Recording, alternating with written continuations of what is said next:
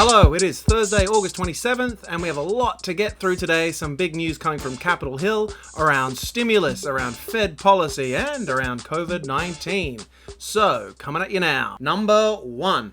New York has been approved for the $300 LWA. That's the Lost Wage Assistance. That is Trump's executive order.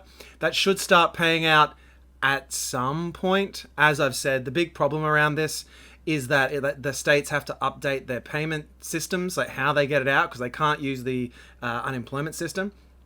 The good news is we've been approved. The money is coming. And it's going to pay back from August the 2nd. So right now we have 5 weeks in the back pay. They initially projected there would only be 5 weeks worth of pay, but I think there's going to be a couple of weeks more. There's a great website that I'm going to show right now that's going to show you where your state fits. As you can see, Arizona's already been paid. Texas has already been paid. So the money is coming out, which is a really, really good thing. Number two, the Republicans have proposed a skinny stimulus bill, skinny being $500 billion. Since when was that ever skinny? But that would include $300 unemployment until December the 27th. That would include more PPP money. It would also include $10 billion for the USPS, as well as those business liability protections. They want to tag this on to a continuing resolution at the end of September. As I've said, the government funding needs to be approved by September the 30th, so it's getting into crunch time. As I've previously said, we've had the DNC is over last week. The RNC is finishing up tonight. So it's after this that they'll really get down to the nitty gritty.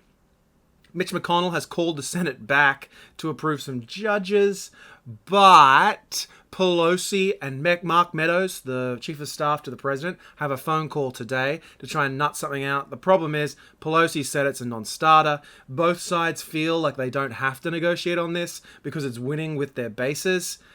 It's really, really frustrating, but I would look to the second half of September for some sort of deal. They need to get the government funding done. The government is completely divided. Obviously, the Democrats have the House, the Republicans have the Senate and the presidency. So something has to get done. You know, as we keep getting pushed further and further on, $300 looks more and more attractive. So potentially Pelosi might budge on that $600 funding, but she really is sticking to her guns on state and local funding, and so she should.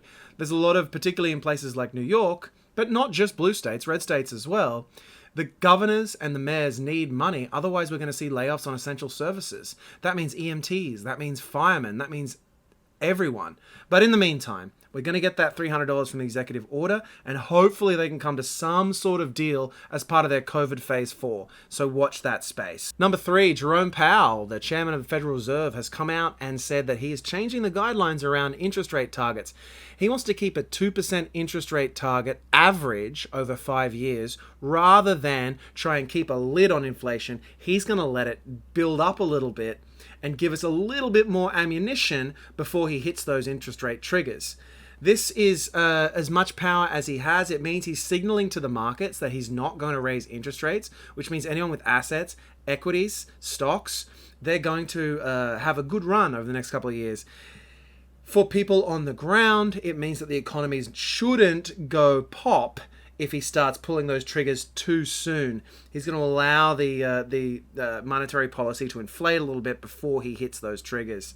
He's doing everything he can to help stimulate the economy outside of government stimulus or government policy. He is doing his best, and I congratulate him, but really what he's trying to do is put the screws to Congress to get some sort of deal through, because we desperately need one.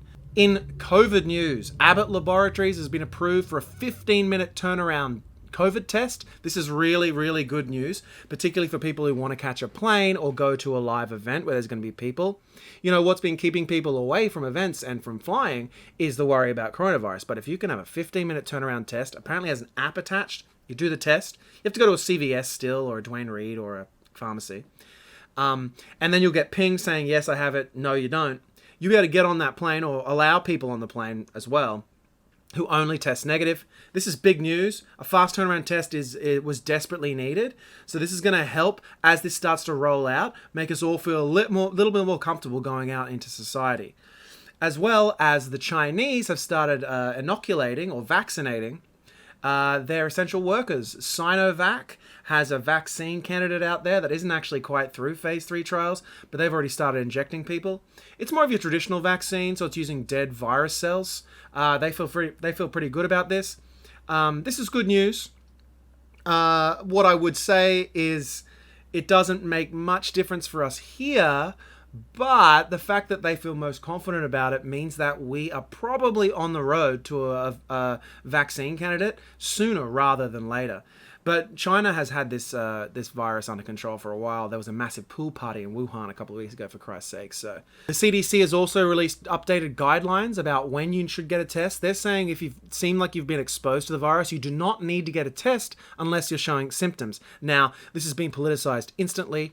Folks are saying that Trump and his administration pressured the CDC to shut down the testing because, as he said, if we test more, we're going to show more cases. This is completely flawed logic. So I don't think this is going to have that much of a bearing on how testing goes in the United States, because I doubt the governors or people will listen to him.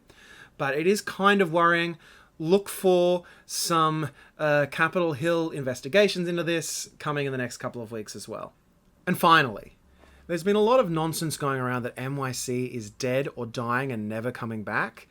I agree with Jerry Seinfeld on this. He had a article in the New York Times talking about how NYC is not going anywhere. In fact, NYC is thriving during this time.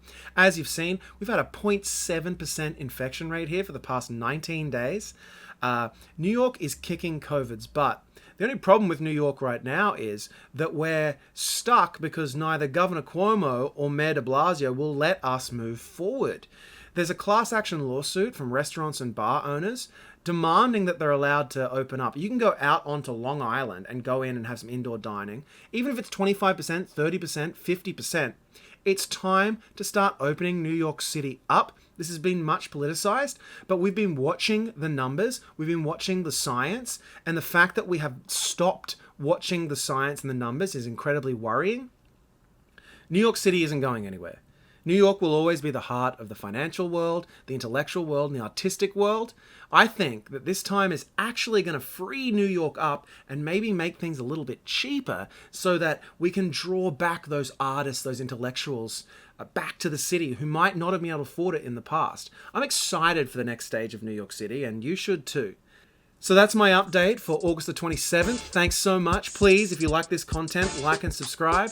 I had a bit of a camera snafu, so this is coming at you from my iPhone, and I will see you on the next one. Thanks. Bye.